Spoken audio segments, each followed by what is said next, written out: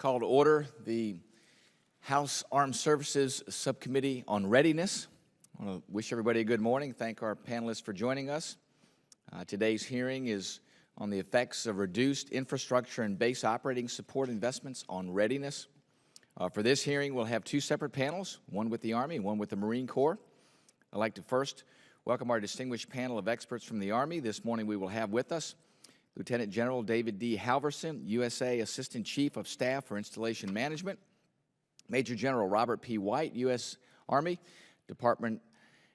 Deputy Chief of Staff, G3, 5, and 7, and Colonel Andrew Cole, U.S. Army Garrison Commander, Fort Riley, Kansas. Overall, operational readiness recovery has been the focus of much of the Readiness Subcommittee's information gathering, legislation, and oversight since the drawdown of forces in Iraq and Afghanistan. Over the past decade, the Department of Defense has consistently taken risk in infrastructure investments and reduced mission support services by redirecting funds from installation programs to other operational and training budget priorities. This risk has been exacerbated by uncertain funding levels stemming from repeated continuing resolutions and sequestration.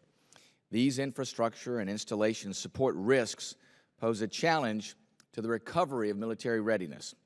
The purpose of this hearing is to clarify the Army and Marine Corps' risk choices for infrastructure and installation services, also to address funding priorities and mitigation strategies, and to gather more detail on the current and future impact of these decisions on operations and training from a commander's perspective. As the witnesses testify today, I would ask that you address existing risks in the infrastructure and installation support program and impacts to readiness, and also how the recent two-year budget reshape will affect those risks and impacts, and what will be the level of risk and impacts over the next 10 years if budget levels remain constant. I'd now like to turn to our ranking member, Madeline Bordallo, for any remarks that she may have. Thank you very much, Mr. Chairman, and thank you for arranging this hearing on our infrastructure and its effect on readiness. And gentlemen, thank you all for being here today. Often in Congress, it is the topics that intersect multiple areas of interest or jurisdiction that fall through the cracks, or they struggle to get the attention they deserve. I've personally experienced the challenge of working on several issues that cross the lines of work being performed by the Armed Services Committee and the Natural Resources Committee. We're lucky that this intersectional topic, that of infrastructure and readiness, happens to fall almost completely within the jurisdiction of this subcommittee. Over the years, this committee has held hearings on the state of our military infrastructure and the impact that budget decisions have had on the department's ability to maintain that infrastructure. Similarly, this subcommittee has closely examined issues impacting the state of our military's readiness and the devastating impacts that sequestration have had. However, I do believe this is the first time we have held a subcommittee hearing where we look at the intersection and attempt to understand the impact that budget decisions on military infrastructure and installation support are having and will have on training and readiness in the future. We have heard evidence from several military installations that are indicative of adverse impacts to training and operations due to degraded infrastructure and installation support. So if this is the case, the subcommittee needs to understand what those impacts are and what needs to be done to address the situation. Already, our full-spectrum readiness recovery timelines extend beyond 2020, and even that is only with stable funding.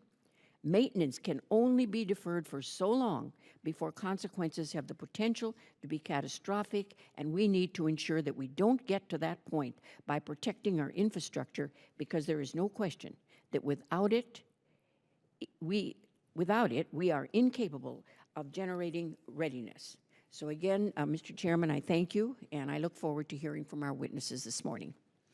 Thank you, Madeline. General Halverson, we'll begin with you. I'd ask that you limit your comments to 5 minutes or less. Your written testimony has been made available to the members and is entered into the official record.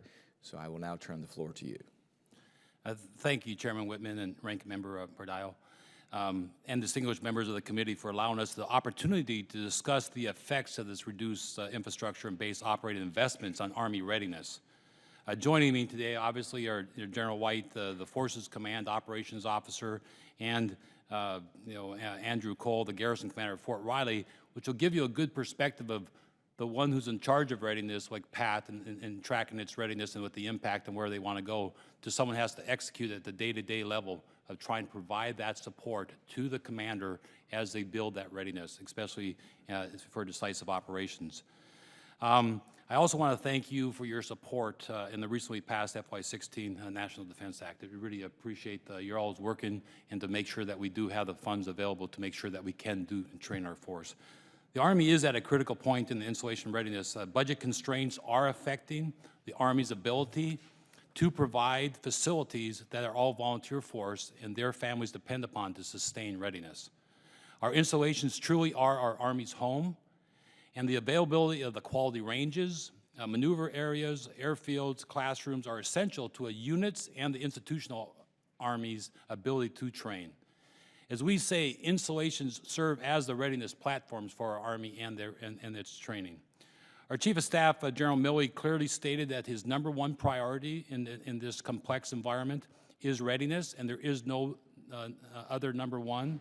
So for that reason, it is important and vital that we focus our efforts to provide that realistic training environment so our soldiers have the ability to fight and win. Over the past year and a half, I have visited many installations throughout the globe and met our men and women that provide that care to our installations and the soldiers and the families that then live on those posts. These men and women operate and maintain the training areas, the airfields, the maintenance, ensure that the sewers, the lights go on, all these types of things that provide that capability to set the environment so therefore our soldiers can have that realistic aspect of what they need to be able to do, to have the overmatch and the capability and the confidence they need to be able to win. And we are working hard to mitigate, as you said, the reduced funding brought on by the Budget Control Act of 2011. Even with their efforts, the persistent funding constraints and the cumulative rising costs of the personnel, of energy, construction, water, and engineering services have forced the Army to take risk in installations to maintain a ready force. The reduced buying power due to these rising costs drove significant personnel and service reductions. The cumulative effect of these reductions impact the throughput of our soldiers and the training and the number of rotations we can support. The direct effect of these reductions in the garrisons mean that many of the areas we're at the razor's edge of manning to provide those enablers that the units need. Even with BRAC 2005 improvements in the infrastructure and reposturing, the fiscal realities are showing a decline in our facilities. And it is affecting our future readiness, as the chairman says. How are we going to be prepostured for the future? And what we need to be, you have to invest now. So those long-term challenges are there. The Army's installations are the power projection platforms, enabling the readiness and ensuring deployable combat forces. But as what we're seeing as I visited, the personnel tempo and the operational tempo is increasing because of our decreasing number of soldiers that we do have as we go to 490 and then to 450. And so therefore, the Army is very concerned about the risk of the installation funding and its effect on the total Army. I am just very pleased to be able to answer your questions and then here with the panel, because this is, like you mentioned, the first time people are starting to understand that your installations and your investments equate to the enabling our ability to train our forces that we need now and in the future. So I look forward to the questions that you may have. Thank you. Thank you, General Halverson. We appreciate the opportunity to get a little further understanding about how installation capacity and the current budget situation affects Army capability, and we appreciate your perspective on that. As you had spoken of, there are a number of challenges, I think, that all of our service branches face, but especially our Army and our Marine Corps. If you can give us a perspective on what categories of facilities and the types of installation services are most important in raising and sustaining levels of Army readiness, and given the consecutive years of funding where funding has been reduced, the things that you've had to do to try to sustain that, where do you believe you need to go to recapture or to recapitalize in these areas? Chairman, that's a great question. I'd say the biggest things that we have to be able to provide enablers for General White and his forces and the senior commanders are our ability to have the ranges available. As we sit there and we've gone through the last 13 plus years of war, what we found out we were doing a lot of asymmetric things, where things were fairly static, where we had fob-based structures, and then before we had to be able to train. As we've now have gone to decisive operations, what we've found out that we did not have the targetry or the other aspects that we needed to facilitate our home station training that we need to then optimize our decisive operations that we have at our combat training centers. That's one aspect. So therefore, we really have to look at our training support systems and our other systems that we have in our ranges to be able to facilitate these requirements that we do. The same thing is, so therefore, like folks like range control, air traffic control folks, all these types of things are areas where we have to invest. What we found out is that because of the rotational model, we never had the full force at home station at the same time as they're there. So therefore, the scheduling of ranges, the optimizations, usually we used to go to a model of a 6-week lock-in. What we're finding out in many of our installations that we have to go a lot farther because of the availability of the ranges that we do have. A place like Fort Huachuca may have only 5 of the 9 ranges available to it because of a manning shortages for our ability. So we have to plan out farther. We have to leverage these things. The second thing we have to really start investing on from an investment perspective are things like live, virtual, and constructive aspects of how do we optimize time. So we need simulators to be able to facilitate those things so we can integrate those types of things. And I think General White can kind of say what he would need as he sees these mission control aspects and home station training control approaches or capabilities that he needs at his home station. Pat? Thank you, sir. Chairman. So there are 4 things you need to generate readiness. You need airspace, you need land, you need IT infrastructure so you can push through the pipes, and you need personnel, and well, really 5, and time. We've taken risk as an Army over the past 10 years by pushing our resources into the direct readiness generator, which happens to be operations tempo, and taking risk on infrastructure at facilities. And I'll give you an example, one vignette to how this has affected this Army taking risk. So we're programmed to finish a company gunnery on a range in 12 days. That's what's programmed. That's what our strategy says. That's how we're resourced for ammunition, fuel, and time. Because of some of the issues that General Halverson mentioned, it now takes us 14 to 16 days to complete what should be done in 10 to 12 days. So there's more time spent on a range. That's due to many factors. One is manning of range control personnel, 16 hours, 5 days a week, vice 24 hours, 7 days a week. There's the currency of the target tree. As many of you have visited our installations and our ranges, we have digital multi-purpose ranges at some installations. We have what you call multi-purpose ranges at other installations. And so that affects our timeline as well because the digital is very complex. Soldiers can't put their hands on it. Not allowed to. It's contracted out. And they're contracted for 16.5. A place that has an MPRC, you can put soldiers, touch targets, touch target lifters, and help with the range. So long way around to saying, because of the risk that we take, and we're now starting to see the effects of how much time it takes to generate readiness at our tactical levels. And I'm sure we'll cover more on the subject of airspace, which is crucial to our readiness as well. Very good. Thank you. Colonel Cole, I want to get your perspective. If you let us know, how does corporate Army infrastructure and installation support decisions and guidance impact your ability to provide mission support for operations there at Fort Riley? Good morning, Chairman. Appreciate that question. It in some instances can be a little bit of a challenge. So from this perspective, as we talk about ranges, to kind of continue that thread of discussion, one of the things that has impacted us at the local level is a thing called contractor descope. So those contract support services that we have out on ranges, that help us maintain and help us operate those ranges have been going through a review on what should the size of that contract be. And ultimately, at the end of that string, down at the installation level, it challenges us with being able to provide the appropriate support and meet the senior commander's training requirements. So with this full nest concept, kind of as we have discussed earlier, with more forces home, and you can even add an additional piece to that, which is Reserve and National Guard units that come to an RCTC. So Fort Riley is one of those locations. We have to factor them into our what we call our gun line.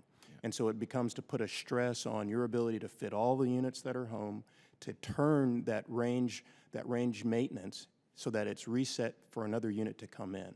So that's just an example of how it can be challenging out at the local level. Very good. General White, if you gave us a good perspective on how the current impacts of installation support is affecting readiness. Give us your perspective on how this new 2-year budget window now affects that ability. What does it do to either allow you or not to allow you to regenerate certain elements of readiness through installation, infrastructure, and support? Thank you, Chairman.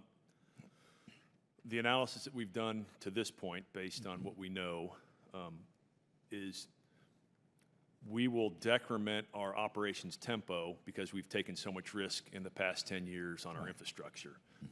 So although the chief's priority is readiness, and it's generated through the installation platforms and with operations tempo, it looks as if what we will decide to do in the future, if we continue to take decrements, is to go after the operations tempo of units, which means less time on ranges, which means it takes longer to generate readiness. Gotcha. Very good. Ms. Bordallo? Thank you, Mr. Chairman. I have a couple of questions here. I think General Halverson, you or any of the others may be able to answer. At what level are the connections made between the training requirements of a unit and the ability of an installation to support those training requirements, and how often are they reevaluated? In other words, at what level are the decisions impacting military infrastructure and installation support being coordinated with those in charge of training and operation requirements? General? Ma'am, that's a great question because it's very complex. Obviously, we have our processes where we sit there and build our requirements of what they need. How many soldiers will be there? What's the availability of the ranges? And all those types of things. So we have a good process from a corporate perspective and from us to be able to take those requirements, vet those requirements, and to be able to, like Pat was saying, how do you go then from what is your priorities and then prioritize these as what we need from a funding perspective. What we try to do, and it's really a bottom-up, it's a top-down but a bottom-up refinement of it that we try to identify with these requirements, because we want the senior commander who's responsible for that organization to have the impact that he needs to do this. This is where the challenge, like with Andrew has, because if I have a certain amount of funding level that then impacts my ability to say how much I can do, it's going to be very, very hard for him then to be able to execute it. So like with Andrew saying, I've had to be able to take risks because personnel costs are high, are a high cost driver for our things. So that's a place that we have to look at. How can you be more efficient or more effective with less people? At times it becomes a tension point to him when the senior commander then says, I've give him, like he was saying, 16 hours, 5 days a week, but he really needs 16 hours, 7 days a week for him to execute the extra time he needs. So we then start going with overtime or other issues that then, at the end of the day, when you rebalance yourself, it's all from one pot, and that's what the challenge is from us, from a corporate. So we have a good process of doing that, but we push down that then to him to integrate that at the local level to ensure that he meets the senior commander's objectives. He then has that perspective of, and then this is where some of the risk comes in, as you well know, that he, because he'll need to be able to push money somewhere, will then defer other maintenance that he has to do in some of his other infrastructure stuff, which could be barracks for the housing for our soldiers, or for his ability to do some restoration and modernization. That's the challenge I think Andrew has, and he could probably articulate that a little bit better at the local level. Andrew? Colonel? Yes, ma'am. The other challenge that we often face is as we as budgets are passed down and we receive what our local discretionary authorization is for what we call our sustainment, our restoration and modernization budgets, oftentimes we're having to take risk between where can we accept a greater risk in doing standard maintenance of facilities versus our restoration and modernization, which we have to use to program to do significant repair of facilities. So with that being said, over the last number of years, we've received a lesser percentage of what we believe to be our requirements are for our facilities maintenance plans. So when you compound that effect, one of the challenges today is how do we take what we really need 90% of our funding for, but we've only received, for example, 65%. Where do we accept that 15% of risk? And so we make choices and we make some decisions, and ultimately, if there's a catastrophic failure, then we have to end up allocating our funding against that, and we don't have the space, we don't have the flexibility to treat our normal maintenance plan. So as an example, one of our headquarters buildings was located in a historical facility at Fort Riley. Because of the constraint in funding for maintenance, we weren't able to do some of the preventative checks on that building. Ultimately, we had what we call a glycol hose leak, so the HVAC system failed over a long weekend. With that being said, we had, for lack of a better word, coolant leak over about 3 different floors, which did significant damage to the building. When you go back and try to repair those tiles, you now have pulled back asbestos tiles. So now you've not only run into a repair issue, you've now run into an asbestos abatement issue. So could we, if we had had the appropriate funding to do the sustainment of that building, maybe what could have cost us then thousands of dollars would not now cost us multi-million dollars in repair. Thank you. It's certainly a challenge. I have one other question. How have base operations support programs been impacted by repeated reliance on continuing resolutions rather than an annual appropriation and the attendant lack of predictability in the timing and the amount of allocation of funding? Can you give specific examples of how this impacts training and readiness? General? Yeah, ma'am, the bottom line, yes, because with the continued resolution, you have less buying power for what you need. So the predictability like we've had with at least a budget, we can then make good fiscal decisions on how we can then write our contracts to get more capability for less price. So when you have the continued resolutions for month or quarter by quarter, it causes us to spend more because of the workforce aspect of it. The second thing is also just the strain on the workforce to be able to manage that, because now you're having to touch it a few times every year and not being able to have some comfort levels where you're monitoring the contract instead of just sitting there, doing it. So what we're finding from a workforce stress is that they're also workforce stress of them to be able to monitor. So getting away from continued resolutions and get more predictability will greatly affect our readiness, because we'll be able to buy more capability for less dollars. That's the predictability that we need within the installations. What happens is that we get caught up into the day-by-day aspect of not knowing the unknown, which then causes chaos, I think, and not being as predictive as we need to. And it gets really down into, like what Andrew was saying, is that when you're only doing sustainment at a certain level, which really means you're not doing your oil checks, right? And so therefore you're not checking those stuff, you're not putting your eyes on those things to make sure that you're doing it. You're waiting for the life safety and health issues that go on.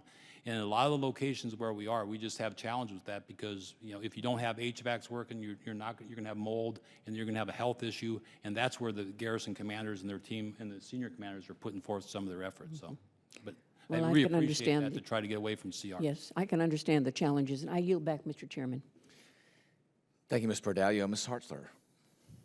Thank you, Mr. Chairman. Thank you, gentlemen. It's great to see you, and I look forward to getting to visit with you, Colonel, at our sister installation there across the Kansas line. But we in Western Missouri certainly appreciate all you do at Fort Riley, and Fort Leonard Wood, certainly a very, very important mission there. I have some general questions about the topic, but I wanted to start more specifically about something that happened at Fort Leonard Wood that deals with installations in general and safety of our soldiers.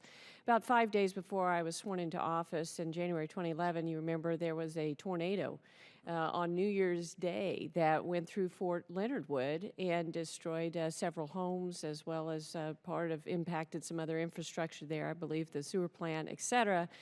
And thankfully, no one was hurt seriously or killed, and it was just the perfect day if you were going to have something that happened. A lot of the soldiers were gone, but looking back on it, it raised a lot of concerns about the safety. A lot of the homes didn't have basements; they didn't have places for the families to go, and it went through as you remember, a lot of the training grounds. And the thought was, if on a normal day there'd be thousands of soldiers out there, and there was no place to go in the event of a tornado. And since that time, I know they have installed some facilities where soldiers can do that. But when you live in Tornado Alley, and I know Colonel Cole probably appreciates this, I'm just wondering, because at that time General Quantock was the commander there, did a wonderful job, and thankfully we had the engineering school there with all the equipment able to quickly help clean things up and get going.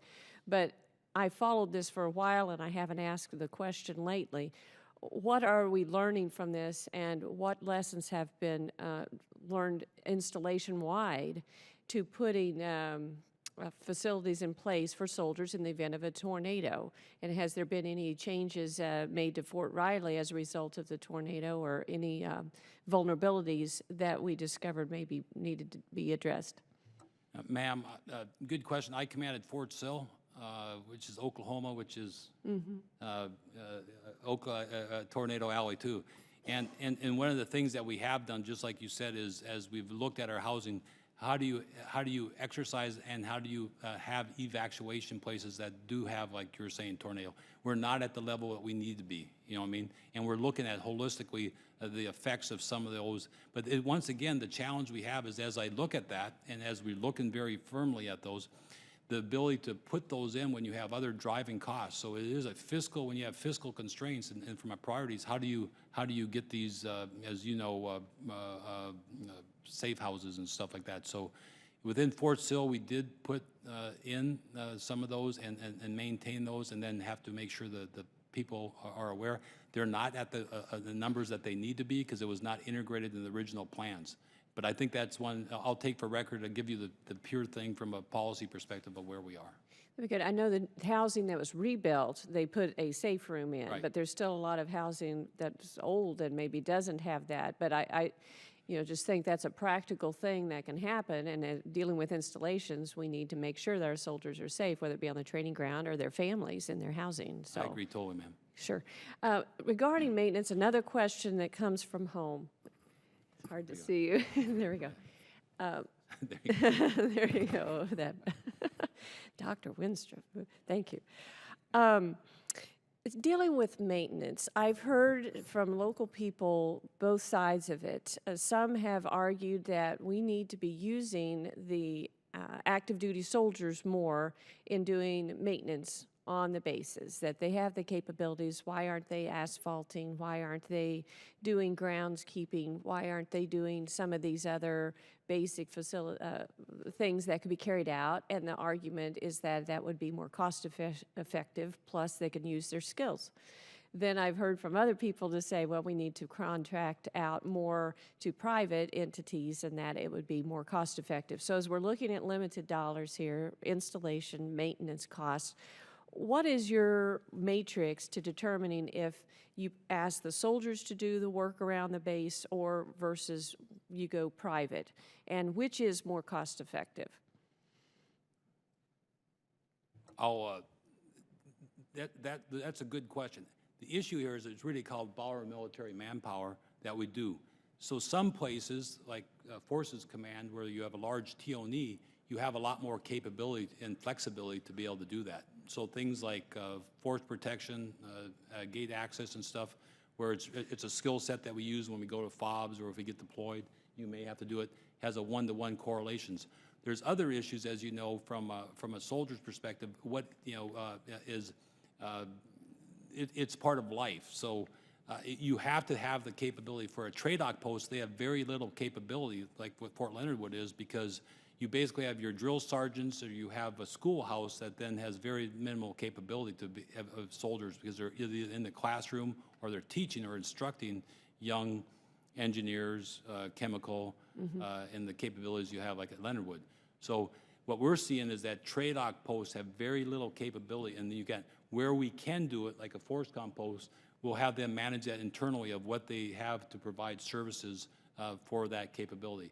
From a cost effectiveness, the models vary things. Much of the things that we're talking about, it could be ground maintenance or whatever, is not cost effective because what you're doing, you're taking soldier away from his collective or individual training time. And what we're seeing is that you need repetitions, just like in the weight room, to be an infantryman, to be an engineer, and you need to spend time in your squad or those aspects that you do. So it's a very, very fine line that commanders have to articulate and balance that readiness equation. But you know, Pat, you may have something on that, but that's really the concern. Okay. Thank you. Ma'am, if I can just add real quick, and I think we do, at the local level, we really do try to do our best. And giving you an example, for example, for engineering work.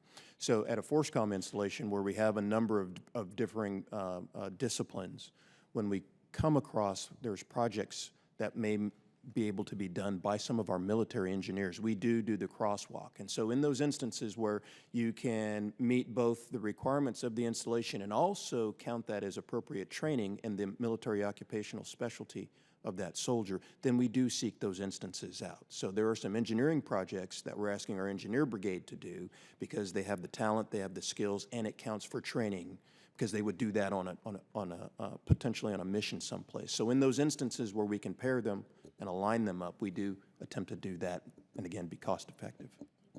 Very good. Thank you, Mrs. Hartzler. Mr. O'Rourke. Thank you, Mr. Chairman. The 18% excess infrastructure that the Army has, what force size is that based on, or is it directly correlated? Congressman, it's obviously when we talk about the excess capacity and the things that we've talked 18%, that is for a force size of active duty of a 490 force, in which we are at now. You know, I mean, and obviously we're going to 450 in the near term. And how elastic are those parameters? So if we went down to 420, does the percentage increase? If we went to 550, does the percentage decrease, or is that 18% cover a band of 50, 60,000? Obviously, that is our best guess right now. We have an order out for all of our garrison and our senior commanders to be able to look at their excess capacity. So it is our best estimate. Obviously, we'd need more guidance from Congress to be able to look in detail what we think our excess capacity is. But our best. Are you saying without a BRAC process? Without a BRAC process where we could actually look at what our capacity is for this. The bottom line is that we have the same amount of posts, 155 installations for a force that we had of 460s in the active, now going down to 450. So it is a huge gap that we have. And the challenge we have is that we can't optimize our investments or optimize if we don't have some authorities to study like a BRAC and how we can move forward. Gotcha. Yeah. And so understanding that a BRAC would give you more detail, where you are now, what's the estimate on what it costs you to maintain that 18%? Sir, right now, the rough estimates, as we know, is it's about $480 million a year that we spend in the excess capacity that we do have, because you need to keep those buildings going. You need to have water and all those types of things. So it's about $480 million a year that we have because of the excess capacity. Our initial estimates with 450 is like 21%, so it goes up to almost 470 million. Okay. 570 million that you'd need. So somewhere around $500 million. How much readiness annually would that buy you? That would buy a lot of readiness, and it also focused our efforts that we would need for investment purposes to get the quality ranges and the manpower and the human capital that we'd need to ensure the top quality. Beyond the dollar amount, is there a way to quantify or qualify or illustrate that readiness that we would be able to purchase? What are we not doing now that we would be able to do? I could take that for the record, but you're right. We could, obviously, Pat knows the money he gets in his OMA account a year in the multi-billions. That 500 is a good chunk of change that he could buy flying hours. He could buy other issues that he would need to be able to sustain his force. Yeah, and it would be, and perhaps this is pending a BRAC process, but I would like to know the band of force size that we would have with that reduction in excess capacity. For example, given all the threats that we encounter today, from Central Asia to the Middle East to potential future threats in the South China Sea, I think we want to have the ability to ramp up, but I don't think anybody wants to get down to the sequester level of 420. So just want to make sure that we wouldn't be necessarily cutting anything that would prevent us from increasing force size. But if readiness is the single greatest priority, as you said earlier, and if it is going to determine the success and perhaps even survival of our service members overseas, I want to make sure that we're investing in that sufficiently. And if this is a way to get there, then I want to find a way to do that. I do have a follow-up question to one that Ms. Hartzler asked. We were recently in Afghanistan and meeting with one of the commanders at one of the installations there, one of the bases. They essentially talked about transferring responsibilities from service members to contractors as we drew down our force size there, and perhaps creating or seeing some efficiencies. You, in answer to her question, mentioned why contractors make sense to allow service members to focus on their responsibilities. Do you see any costs or negative consequences of our reliance on contractors?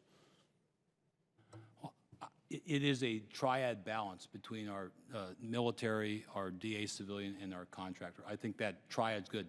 If you're over-reliant on one of them, you're out of balance. And at times, we're out of balance because you have to be very firm on your contracting approaches that you do have. So we're at that razor's edge, like I said, for myself personally, because when you come down, like in forces, we were saying the 490 to the 450, we've done a RAND study here where it's not a one-to-one. Some people think it's a one-to-one. You take a soldier out, you can take a DA civilian out to run an installation. Our workload is really over how many square foot of buildings you have, how many square miles that we have to be able to maintain. So when you have an infrastructure of 155 installations we have, I mean, that infrastructure portfolio is valued over $300 billion, you know what I mean?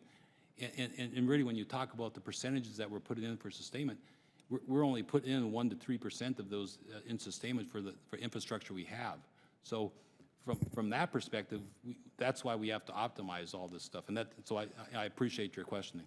Thank you very much. Thank you, Mr. Chairman. Thank you, Mr. O'Rourke. And there is language in this year's NDAA to direct all the individual service branches to do a capacity analysis, and so that we get a modern one. The other one is just a projection from the 2005 analysis, just projecting it forward. We've asked them to do a detailed analysis so we can truly look at what the capacity is, where they're over capacity on a service branch by service branch basis. So we should have that information for next year. Very good. Mr. Scott. Thank you, Mr. Chairman. Colonel Cole, I'm one of the few people that has actually gone to Riley County, Kansas from time to time voluntarily. I hunt that Tuttle Creek area from time to time. But one of the stories I've heard out there, and I've been hunting out there for years, is that the Army was forced to put in skylights at a big tank facility because of an energy mandate that Congress had passed down.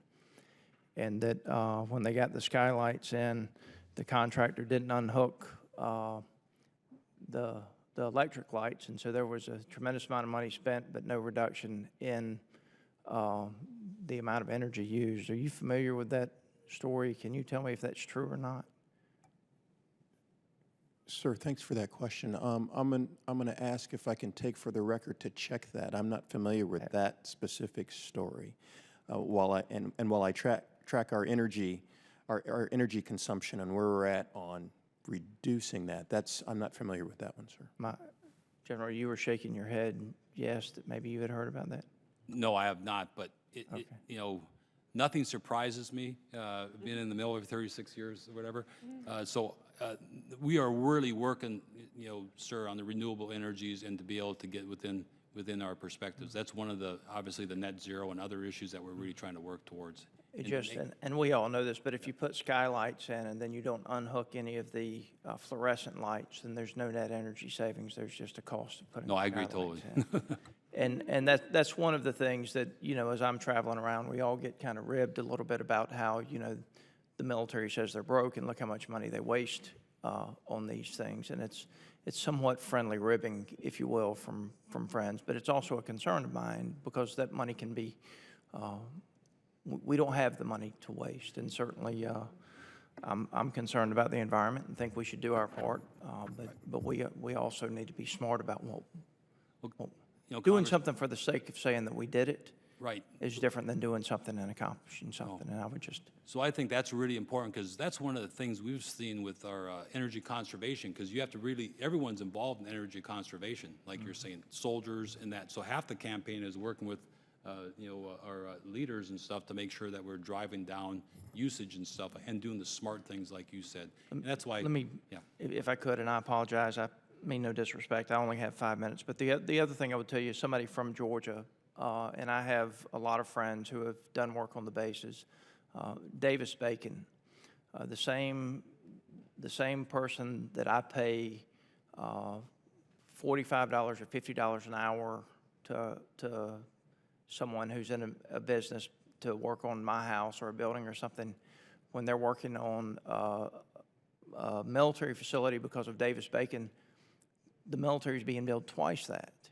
I mean, even the contractors complain about it. Can you speak to that issue? Do we know how much Davis Bacon is costing us? Sir, I'll take that for record, the aspect of what we do for small business and disadvantaged business and stuff. To let I'm not talking, well, some of them are minority owned, but some of them aren't. Right, no, I agree. But one of the things I would tell you is that is an area that we are looking at greatly because of what you said, when you have to be able to get your best value for the dollar you have in constrained, fiscally tough things. So my new operations director I brought into the AXM used to be the contracting commander that we had at Huntsville. His number one issue is to look at our buying power and where we have these cost drivers that really need to be looked at because of the fair value that we do need to gain. Yeah. The point being, the same contractor is charging the military significantly more for the exact same work because of other laws that are on the books that are changing the cost of the bid, and that's this has already been mentioned. The military is quick to give us a dollar figure of what the excess capacity is costing us. If you can give us the dollar figure on what it's costing us, then you absolutely have to be able to tell us where that's coming from.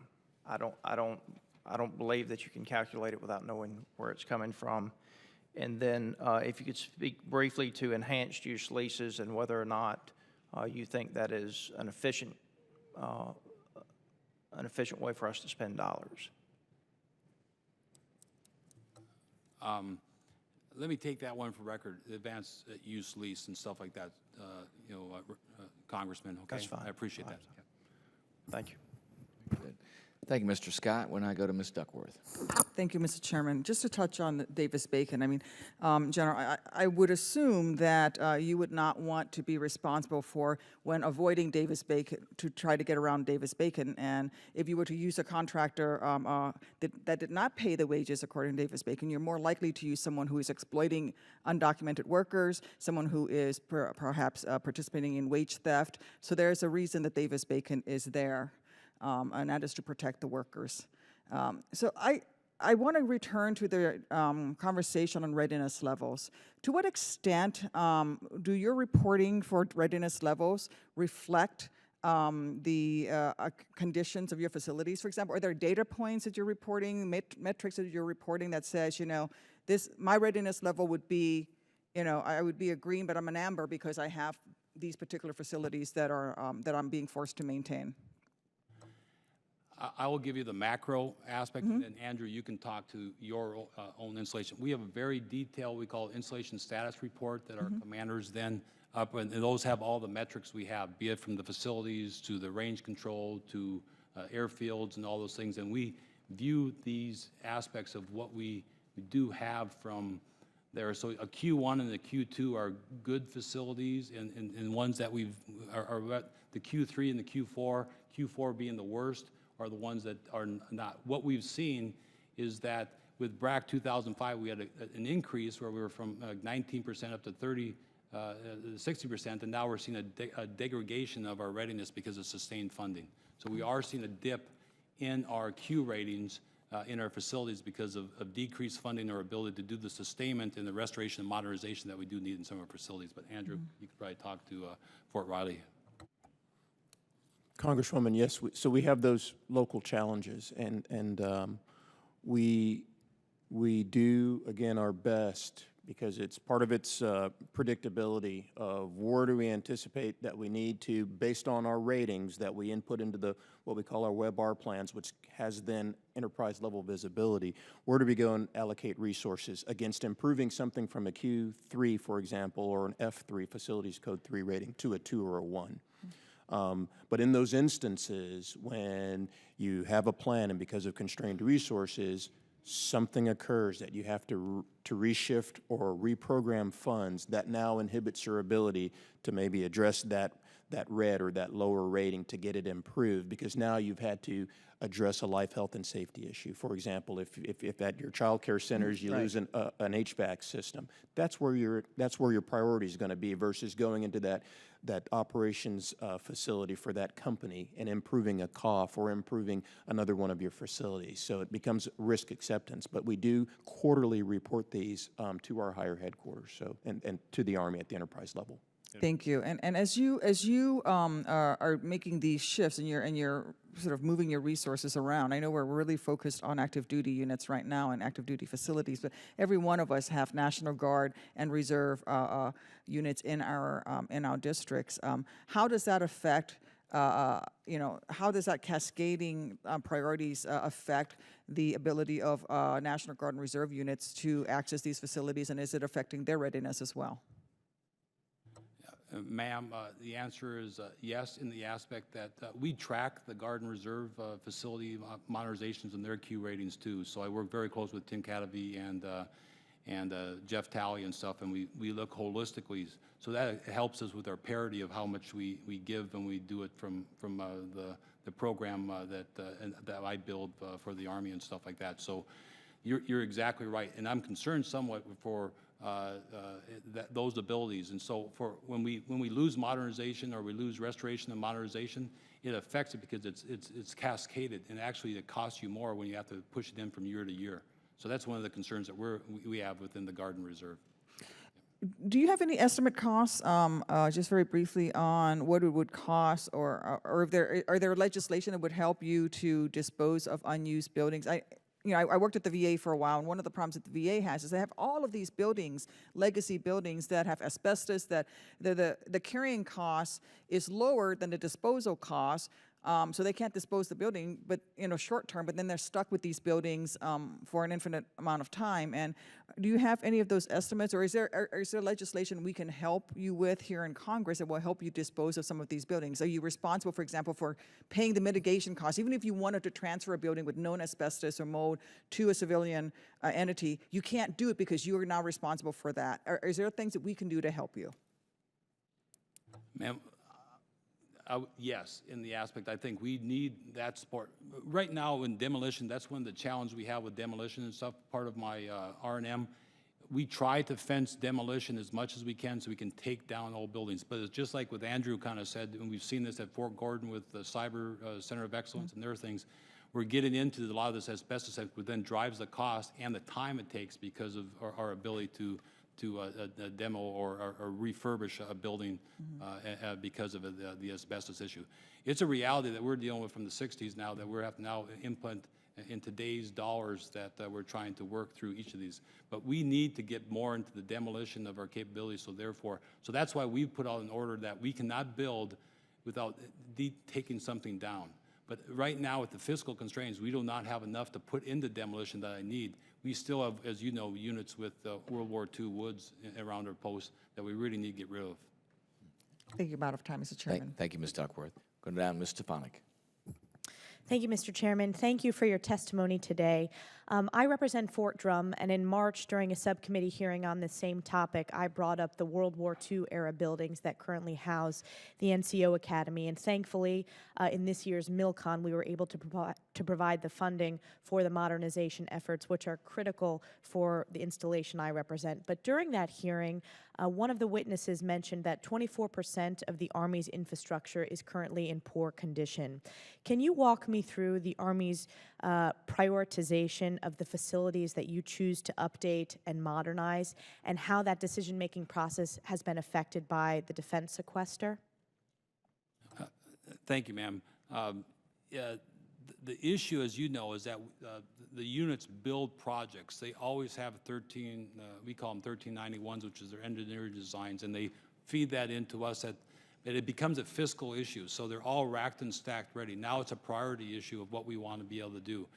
We have gone from historical low, as you all know, military construction, MILCON, that now is, we used to be $4 billion a year, now we're into the $1 billion a year. With the driving costs, what we're seeing is that we have very, very little flexibility to give to some of these needed things at the local level because of the higher priorities that they need, be it the Cyber Center of Excellence or other issues that we have that are going to build capacity for the whole Army as a whole. We still give the garrison commander and his senior commander the flexibilities as they rack and stack to be able to do, but things like we've seen is that fiscal constraints that we've had, and we're trying to do life, limb, and safety stuff now, does not give us much flexibility to do that. And it becomes a movement. So we try to even sometimes we see the migration of sustainment into restoration and modernization, which then causes this, the effect that what Andrew was saying is that where you're not doing your maintenance, you do, and then becomes a multi-year, a multi-million-dollar issue. So that's the challenge. And we are committed to give flexibility to the garrison team to be able to provide him to try to take care of it. But what we're finding out was there's just not enough money to do the projects that are needed. Like at Fort Drum, as you know, is indoor type stuff because of the snow and all those things for facilities for fitness. They need that just like they need in Alaska, because the ability to, in that cold weather, like your record 184 inches, does not give you the flexibility to do physical training you need unless you have the indoor facilities to do it. Absolutely. My next question, I wanted to expand upon a comment that two of you made during your opening statements regarding the importance of airspace. One of the aspects that makes Fort Drum unique is our airspace. We are near the Adirondack Park in upstate New York.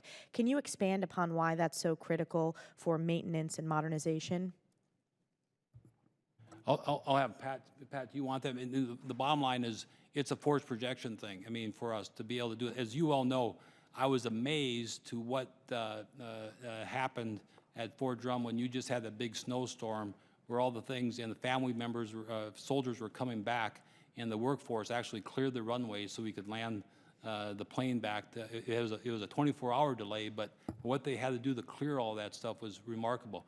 But as you all know, it's not only landing the aircraft, but it's also all the work to remove the snow causes wear and deterioration. And if you don't have the sustainment dollars you need to fix the runways and do those things, it causes us great things. We have challenges at Fort Campbell, Kentucky, and we've had to put a lot of restoration and modernization into the airfield at Fort Bragg.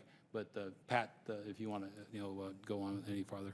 Thanks, sir. Ma'am, so if I understood your question right, it is about how does airspace relate to generating readiness. And so there's a couple of components to it. One is the airspace itself, which the military would need to control at times to fly fixed wing or rotary wing aircraft through that airspace.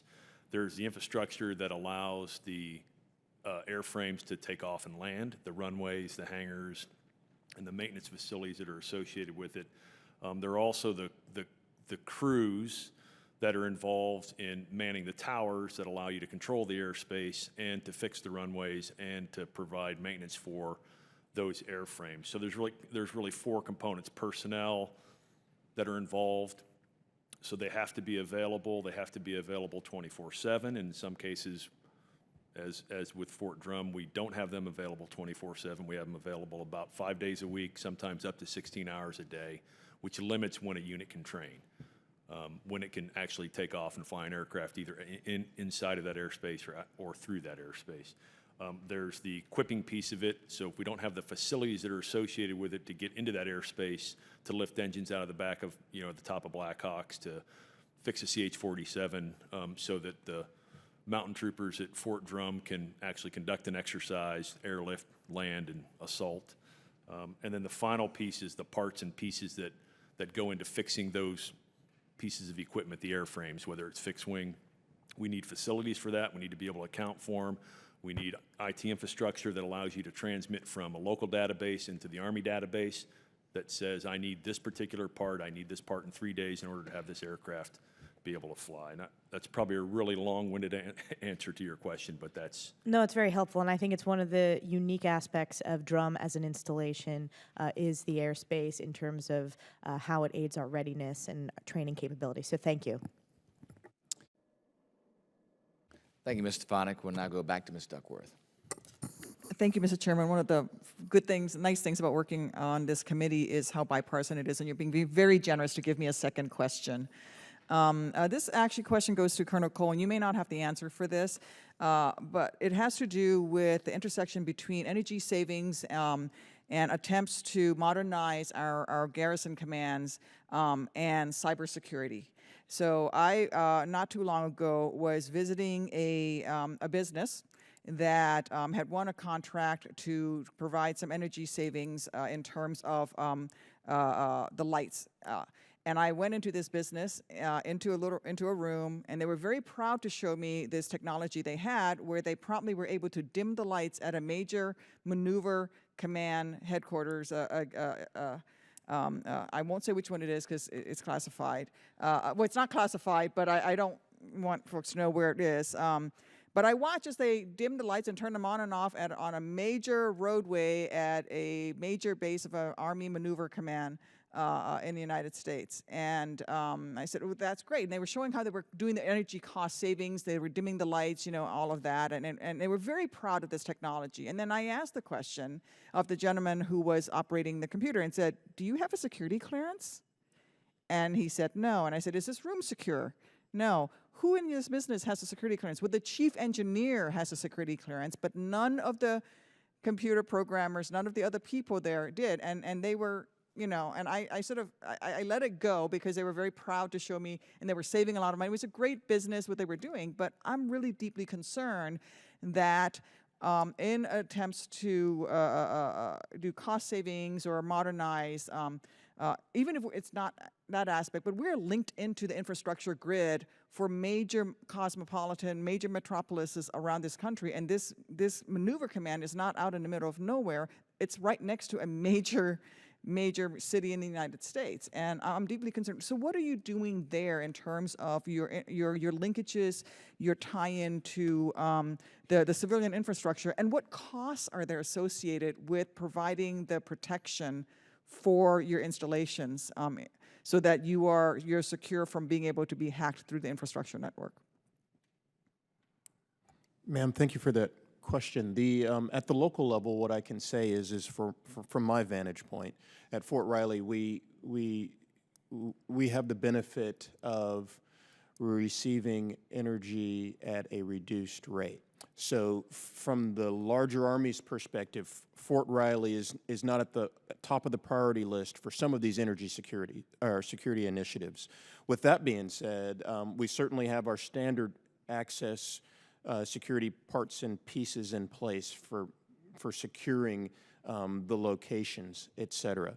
Now, what we are able to do is as we do find a project that may be of appropriate cost savings, we are able to elevate that to the enterprise level, because ultimately it's well above the installation that has the approval. And I'll defer here to General Halverson, but we do have the opportunity to elevate that when we do have a situation where we can save monies because of those types of initiatives. So, sir.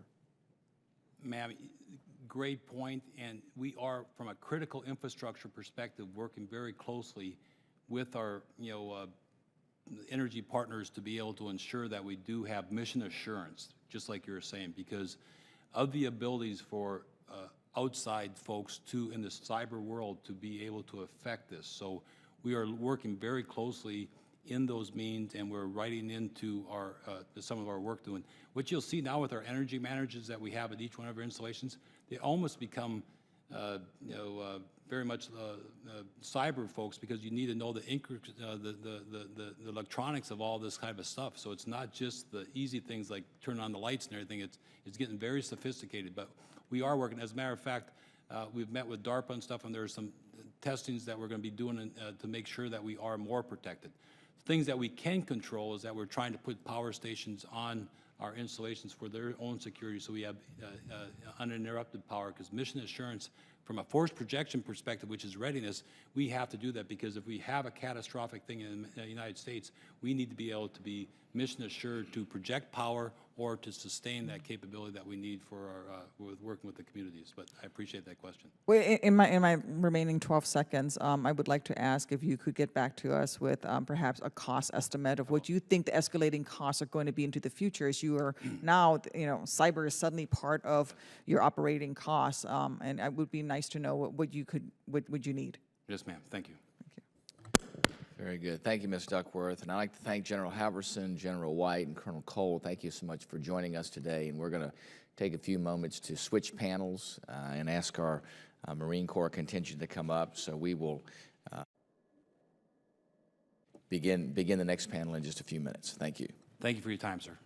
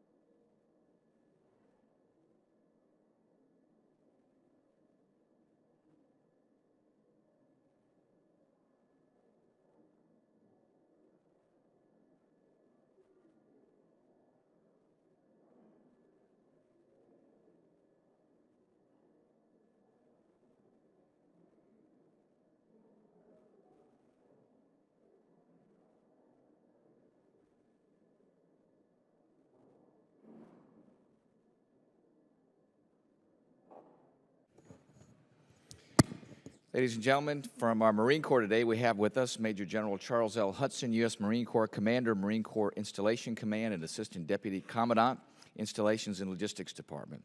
We also have with us Major General Brian D. Bedrault, U.S. Marine Corps Commanding General, 2nd Marine Division, and Colonel Chris Pappas, U.S. Marine Corps Commander, Marine Corps Air Station Cherry Point, which we recently had an opportunity to visit. And General Hudson, I understand you'd like to make an opening statement, and we would ask that you do that within the 5-minute realm, and want you to know that all the panel members have a copy of your remarks, and your remarks are going to be entered into the record. So, General Hudson, to you. Mr. Chairman, Ranking Member Bordallo, and other distinguished members of the committee, on behalf of the Commandant, General Neller, and the thousands of Marines, sailors, our dedicated civilian workforce, and our family members, thank you for your continued support to the defense of our nation and to the United States Marine Corps. As you've indicated, sir, I have General Brian Boudreaux with me this morning, Colonel Chris Pappas, and although not sitting at this panel, sir, I'd like to introduce my Sergeant Major, my senior enlisted leader, Sergeant Major Tony Cruz, is with us here today as well, sir. The Marine Corps is the nation's expeditionary force in readiness. To that end, Marines serve forward to shape events, manage instability, project influence, respond to crises, and when necessary, serve as the nation's initial response force. Our role as America's 911 force informs how we man, train, and equip our force. It also drives how we prioritize and allocate the resources provided by Congress. Within the Marine Corps, we look at readiness through 5 pillars: high-quality people, unit readiness, the capacity to meet combatant commanders' requirements, infrastructure sustainment, and equipment modernization. These pillars represent the operational and foundation components of readiness across the Marine Corps. Marine Corps bases and air stations provide a platform from which to deploy, and in the case of several of our installations in the Pacific, directly employ for either combat operations or humanitarian assistance disaster relief operations. These bases and air stations also serve as platforms from which Marines conduct realistic and relevant training that is necessary for them to accomplish assigned missions and then return home safely to their families. And finally, our bases and air stations provide a critical support system to our families when those Marines and our sailors are deployed forward. General Dunford, as the Commandant, has previously testified that the Marine Corps' first priority is to reinforce the near-term readiness capabilities needed by our Marines who are currently deployed or about to deploy. To accomplish that priority, the Marine Corps will accept risk in our infrastructure accounts. Hard decisions, difficult decisions will be required to be made. We will be required to prioritize the maintenance of nearly 15,000 buildings, range complexes, barracks, and airfields to ensure near-term readiness. Robust investments to repair, replace, or consolidate poor facilities will need to be deferred. Long-term underfunding of facilities and sustainment requirements will result in a gradual degradation of our infrastructure and create a bow wave of increased long-term cost to return these assets to proper conditions. With an eye on the future and the support of Congress, we have been able to expand the physical size of our largest and most capable training range at 29 Palms, California. This expansion will allow the Marine Corps to exercise a 3-maneuver battalion Marine Expeditionary Brigade in a live-fire training environment. Also, with your support, we are presently expanding the Townsend Bombing Range in Georgia, giving us the ability to train with precision-guided munitions here on the East Coast, which is of extreme importance as we field the F-35. However, in recognition of the currently constrained fiscal climate, the Marine Corps has been required to sacrifice further range modernization for the sustainment and recapitalization of existing capacities and capabilities. This means that we are unable to adequately address the required training enhancements associated with new and emerging operational requirements. Your Marines are the nation's expeditionary force in readiness. We focus our resources on maintaining the readiness of our forward deployed Marines and those about to deploy. Although our investment in future modernization in our infrastructure and less than what we believe is required, we will remain diligent stewards of the assets provided to us. Thank you for your time and the opportunity to speak on behalf of the Marines and sailors and our family members and our civilian employees. I look forward to your questions. Very good, General Hudson. Thank you so much. Thanks for that great overview, and we appreciate deeply what the Marine Corps does for our nation and for what your Marines do in accomplishing the mission of the Marine Corps. In looking at the total scope of what we're dealing with in the past several years, you've seen consecutive year reductions in funding that's below the targeted infrastructure investment goals, and also reductions to your base operations support accounts.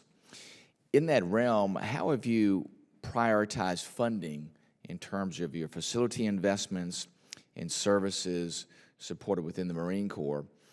And then what categories within the facilities categories or the elements within that and the types of installation services are most important to the Marine Corps? So kind of give us your prioritization, give us the realm of what you've had to do to make those priority decisions within the scenario we've seen the last couple of years in reduction of dollars to go to those areas. Sir, clearly in order to maintain the readiness required to meet our day-to-day commitments, we've accepted risk in our infrastructure accounts, sustainment accounts, and the like, and clearly something that we will need to address in the future. Currently, our institution's focus is on supporting the focus to the Pacific Initiative and actions related to our aviation campaign plan actions, the introduction of new weapons platforms, the F-35, and MV-22 capabilities around the globe. So within our military construction budgets, those are our main efforts. Within our sustainment accounts, we've had to defer many requirements, many capabilities, either within FSRN or within MILCON. But the primary focus, of course, is to prepare for our forces to deploy now or tomorrow. We've made an institutional decision to defer sustainment requirements till later on. Of course, that will result in a gradual degradation of our capability, and over the long term, that will cause the cost to increase dramatically. We expect that as this goes to the right, as the requirements continue to push to the right, as I said in my statement, we'll see a bow wave. Yeah. And within our sustainment dollars, we're projecting within about the next 5 years, we're projecting about a $1 billion bow wave of requirements that we're not able to meet today based upon pressure on the top line or reduced funding levels writ large. Very good. Thank you, General Hudson. Colonel Pappas, give us your perspective on how corporate Marine Corps infrastructure and installation support decisions and the guidance affect your ability to provide mission support for operations and training there at the Marine Corps Air Station Cherry Point. Thank you, Chairman. That's a phenomenal question here. We right now focus our efforts on, as an air station commander, on the air station itself, the airfield itself, on air traffic control facilities, on our range facilities, to make sure that we provide a capability for all of our operating forces. The challenge that we face is when you look at an air station like Cherry Point that's been around since 1942, I still have facilities around from when the airfield opened in 1942, coming close to 75 years old at this point. And so when we look in terms of across the airfield, there's a great number of facilities that are getting old and in need of repair that don't meet the cut line currently for both modernization and for recapitalization across current military construction. And so we live with those types of facilities. And those are the challenges that we have to face as the Marine Corps looks to prioritize its very scarce resources. Very good. Thank you. General Boudreaux, there are obviously risks that are associated with infrastructure and installation support reductions, and obviously there's impacts. Give us your perspective on how those impacts affect your ability to maintain full spectrum readiness across your different units. And how does the recent 2-year budget deal affect that? Give us that perspective, and then if you also look out 10 years into the future, assuming that under the best case scenario that we be level funded past the end of this 2-year budget deal, which averages the defense budget at about $610 billion. Give us your projection there. And also a scenario where if at the end of this 2 years we drop back to a sequester mode. If you'd kind of give me your perspective there about what you see with that and what happens with your infrastructure and installation support dollars as they have occurred recently and where that is with full spectrum readiness. Thank you, Chairman. Sure. I can address that question, sir, from really 2 standpoints.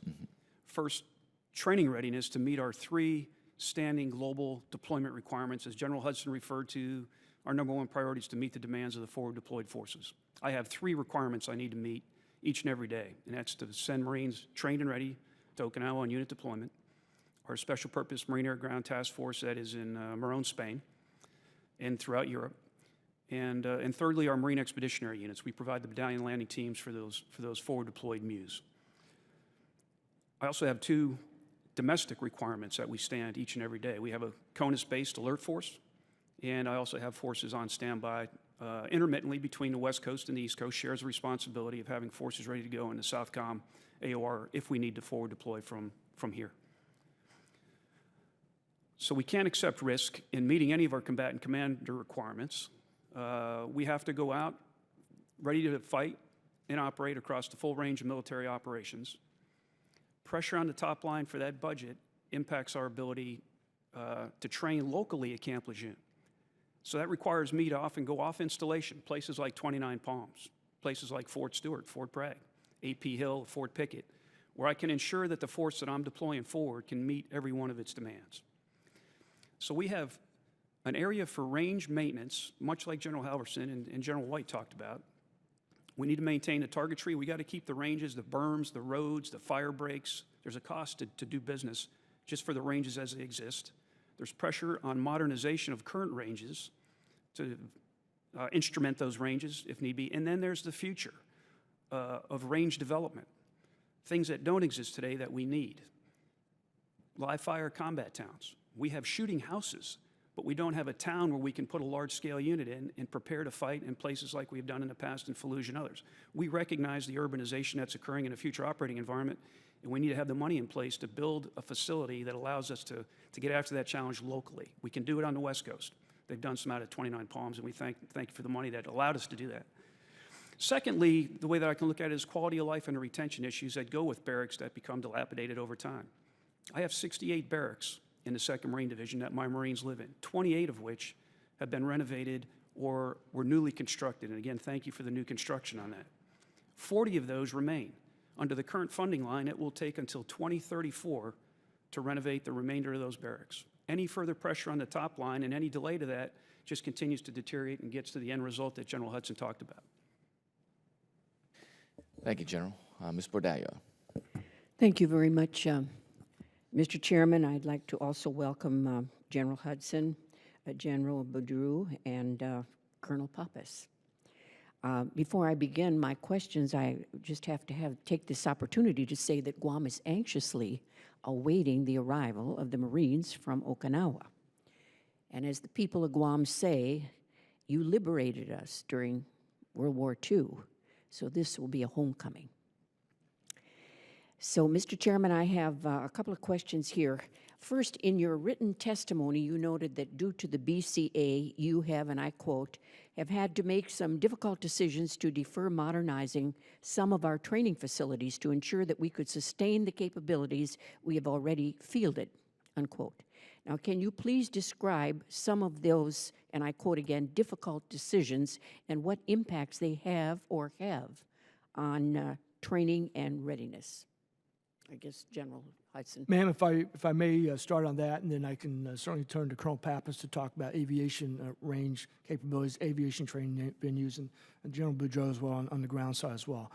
But again, clearly, based upon the requirements that we have to prepare trained, combat-ready Marines to deploy at a moment's notice, the requirement for training venues, not just ranges, but venues, to include simulation centers and immersion combat trainers, immersion infantry trainers, is a valid requirement to ensure those Marines are prepared to go into harm's way. Oftentimes, when you talk about the repair of those type facilities versus a barracks, and I just visited General Boudreaux's barracks about a month ago down at Camp Lejeune, North Carolina, that there's no way I'd put my son or daughter to live into a barracks in that condition. As a matter of fact, that battalion commander made a decision that he wasn't going to put any of his Marines in there. So it's a balance of competing requirements. It's a balance between ensuring that the Marine who is going to get on ship or get on aircraft and deploy forward in harm's way is ready to go, or to ensure that they have an adequate facility to live in or to work out of, or for that matter, an adequate chow hall that's sufficient to meet their daily requirements. So again, very competing requirements, and so those are the difficult decisions. Mm-hmm. It's the balance about combat readiness versus some of those life support, life, health, and safety type issues and challenges and requirements that we need to meet just in order to set the foundational conditions for them to go train and be prepared to deploy. I understand. Is there any further comments? I have another question. I asked this of the Army, but I would like to hear your reply on this as well. At what level are the connections between the training requirements of a unit and the ability of an installation to support those training requirements, and how often are they reevaluated? In other words, at what level are the decisions impacting military infrastructure and installation support being coordinated with those in charge of training and operational requirements? Whoever would like. Ma'am, if I may, I will start with that. Clearly, we report readiness across all units within the Marine Corps. regardless of what unit. And so my installations support their readiness based upon mission essential tasks that they have to execute, whether it's an actual Marine Corps base, a ground base, or whether it's a Marine Corps Air Station who's, again, required to support aviation operations. And so on a quarterly basis, those commanders inform me, my commanders inform me of, via our readiness reporting system, of their red, green, or yellow capability to support the members of the Marine Expeditionary Forces they are supporting. And we are in a support relationship with our MEF commanders, with our division commanders, with our Marine Air Ground commanders. And so on a quarterly basis, through the formal readiness reporting system, we were able to determine how well we were supporting them. I had the opportunity to spend 2 years at Marine Corps Installations Pacific in Okinawa, headquartered in Okinawa. Had the opportunity to span installations from Hawaii west. And so very frequently I would sit down with my supported MEF commander, say, sir, here's what my commanders are telling me that they are able to do for your Marines, for your commanders. Is that synchronized with what you're seeing, with what you're hearing? And then based upon that, then you're able to allocate resources, either manpower or fiscal, to weight the main effort at that particular point in time. Thank you. Anybody else would like to comment? Yes, General. Ma'am, the only thing I would add to that is that in October, unbeknownst that this hearing would occur, that I sat down with my commanders and we looked at our training gaps. What are the major training gaps we have in the 2nd Marine Division? And the number one thing that came out had to do with range modernization, range development. So Marine Corps Installations East, Brigadier General Tom Widley and I sat down shortly thereafter, and we're trying to work out a plan of how we can get there, understanding the gaps we have, the resources available in getting those hard choices on the table for General Neller to have to make on how we allocate that dwindling amount of money. Thank you. And Colonel? Thank you, Congressman. I'm fortunate enough that I'm actually co-located with my Major Supported Command in the same facility.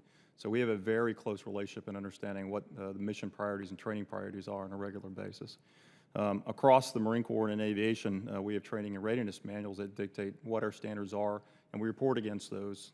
An operational commander report on a monthly basis, and I understand where their concerns are from frequent meetings. We report on a quarterly basis, as General Hudson mentioned. But what I'd like to comment on is most of this is on a very near-term focus for current readiness. One of our challenges now in regard to range modernization in our airspace is new platforms bring a great deal of new capabilities, and quite frankly, they are stressing our capability of our ranges to meet those requirements. For example, with the MV-22, we now fly twice as far and twice as fast as the legacy helicopters. The Joint Strike Fighter is going to have new weapon systems that are going to dwarf the capabilities, that currently dwarf the capabilities of legacy aircraft today. And they're putting a great deal of pressure upon our range space that were perfectly acceptable in legacy airframes, and how we're going to deal with that in the future. So that is a bigger challenge I think we're going to have to look at to meet future training challenges. Thank you very much, Colonel, and thank you. I yield back, Mr. Chairman. Thank you for giving me extra time. Absolutely. Absolutely, Ms. Bordallo. I do have one final question, and I'll direct it to all of our panel members. A couple of things. We've seen leading up to where we are today a sequence of continuing resolutions. And obviously, as you all are doing infrastructure planning, trying to set a course to meet those needs, I want to get your perspective on how continuing resolutions affect your ability to get to where you need to be. And then secondly, on your plan to restore full spectrum readiness, how will the Bipartisan Budget Act of 2015 affect that? And we all know that our service branches are all faced with getting full spectrum readiness back, unfortunately, a number of years in the future. Will the Marine Corps' plan be able to stay on track with the current budget deal that's been reached for the next 2 years? So I'll open it up for any of you all to give me your perspective. Mr. Chair, if I may, I will start, and I'll start with a response relative to the continuing resolutions. Mm-hmm. Clearly, the instability and the unpredictability of a budget causes challenges across the board. And it's not only challenges relative to the execution of military construction projects, no new starts, or the ability to execute the sustainment and restoration and modernization programs. We have gone to great lengths over the last 3 years inside the Marine Corps working with Naval Facilities Engineering Command to shift what has historically been most of our projects in the fourth quarter to where there's the 25% in the first quarter, 50% in the second quarter, 25% in the third quarter, where we've got them designed and ready to execute. The challenge, of course, is that based upon when the receipt of funds occurs, it could be at any time during the course of the fiscal year. So from a design work, although designs are primarily done, from an execution perspective, makes it extremely difficult for Naval Facilities Engineering Command to actually execute the contracts, to actually start horizontal vertical construction. So that's a challenge as well. Not to mention the fact that the uncertainty on our workforce, and it's not just Marines in uniform, it's our civilian employees, and it's our contracted workforce as well, because we have contracted capabilities. Many of them work in our chow halls or dining facilities day in and day out. But it's also the family members as well. Extremely concerned about what's going to happen. If you're a civilian employee, am I going to have to go home? Am I not going to get a paycheck? And to a lesser extent, to the active component uniformed personnel as well. So really, and as you take a look at infrastructure development, master plan development, as you take a concerted effort to plan the future of a base or an air station, it takes a couple of years to get the master plan right. And so you've got the vision for what you want to occur, and you've got an associated timeline with that, a campaign plan to actually execute the vision. A hiccup in the stability of the receipt of funds causes challenges and obviously defers the program as well. Very good. Gentlemen, any other perspectives on how CRs affect you? Colonel Pappas. Thank you, Chairman. I'd offer another piece is that one thing it does for us also, it buys us lost time. So even if I get the money later on in the year, what I've lost is a time to execute my mission, and I can't get the time back. And that's one of the biggest concerns that I have as an installation commander. For me, for having a base master plan, it requires both the plan, it requires sustainable funding, it also requires the people and the trained workforce to be able to execute it. And with the top line budget pressures, all of those have been challenged. When we don't gain the military construction funds, it further pressurizes our sustainment or major modernization sustainment accounts. If we don't get those, and it also, for me personally, impacts my local repair accounts. And just as an example, Mr. Chairman, over the past 2 years, due to our budget pressures, we now have a 4-year backlog on routine maintenance. None of this is life and limb. It's all very mundane stuff, but it just gives you the challenge of what the workforce is going through on a weekly basis to prioritize very routine maintenance actions that we're deferring. And to echo some of the comments from the Army earlier, is that what it's going to do is it's going to, it basically makes me, instead of being proactive and have a solid plan, it makes me very much reactive in terms of how I'm doing my job on a day-to-day basis. Very good. Thank you. General Hudson, let me just get you to elaborate on the bipartisan budget agreement of 2015. Will that allow the Marine Corps to stay on track with restoring full spectrum readiness? I know all the service branches have a plan as to how they'll restore that. Obviously, more years out in the future than we'd like to have, but will the Marine Corps be able to stay on track or even move things to the left in that time frame with this new budget agreement that gives you certainty at least over the next couple of years? Mr. Chairman, it will certainly assist with the stability of our infrastructure capabilities. And as previously indicated, of course, the focus of readiness is to ensure our Marines are able to go out, and rightly so. And so our infrastructure accounts have kind of taken backseat to that. But we have a solid game plan to execute the requirements as funds are available. And so the challenge, of course, up to this point is we've had to continue to push projects, both military construction and sustainment requirements, continually to the right. But we have those teed up, ready to go. In most situations, the designs for projects are ready. They're on the shelf. So it's a matter of when funds are received, we can take them off and we can execute them. So certainly it will go a long ways towards alleviating some of the pressures that we see both at the enterprise level, at the institutional level, but also at the local level as well. Very good. Thank you. Any other comments, gentlemen? General Boudreaux?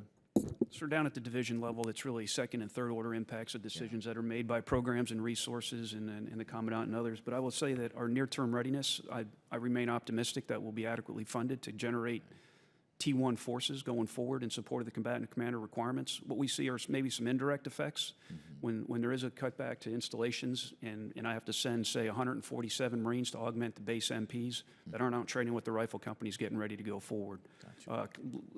Again, like General Halverson mentioned, less simulator time because of contractor cutbacks, and now we're not 24/7 on our simulation systems. So those are kind of the second order effects we see, but near-term readiness, I feel confident we'll continue to generate what the nation needs. Very good. Well, gentlemen, thank you. Ms. Bordallo, any other questions? All right, very good.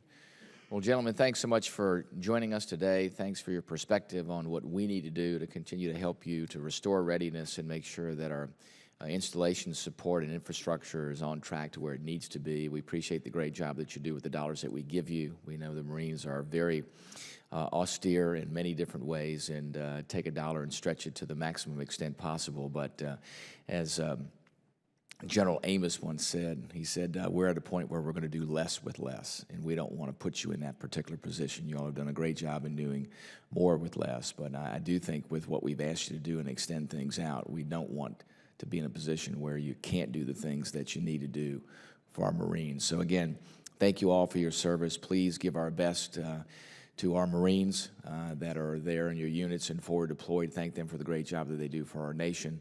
And we look forward to seeing them as we all get around to visit those Marine Corps facilities across CONUS and OCONUS too. So thanks again, and we are adjourned.